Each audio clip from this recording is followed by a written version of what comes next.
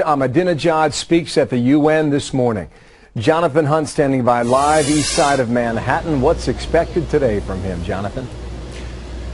In one word, Bill, fireworks. This is likely to be President Ahmadinejad's last address to the UN General Assembly as President of Iran. His second term expires next June, and it is unlikely that the Iranian president, given his history of explosive and inflammatory rhetoric here at the UN, is likely to go quietly this time around. He has already called in interviews here in New York for a new world order, an end to what he sees as American imperialism. He's also likely to repeat what he has said in some of those interviews, saying that Iran does not fear in any way, shape or form an Israeli strike against its nuclear facilities, and Iran is able to defend itself.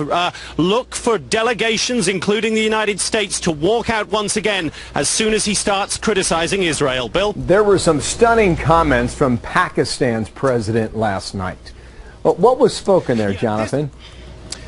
This was pretty extraordinary, Bill. We reported it on Fox Report, but it appeared to slip under the radar for a lot of media outlets because it was one of the final speeches of the day. But just hours after President Obama at the same podium had called for tolerance and called for leaders of the Muslim world to outright condemn the violence against U.S. interests that we've seen over the past couple of weeks, the Pakistani president walked up to that podium, failed utterly to issue any sort of strong condemnation of those protests, and instead called on the United Nations to lead a charge to make it illegal for anyone, anywhere, including here in the United States, to insult the Prophet Muhammad. Listen to this.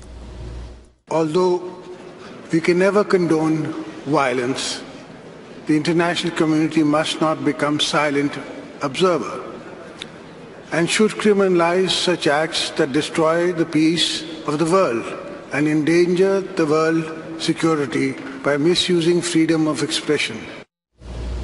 Once again, Bill, that is the leader of one of our supposed allies calling on the UN to pass laws that would trump the United States Constitution. Bill? Jonathan, thanks. We'll be back in touch when there are headlines today.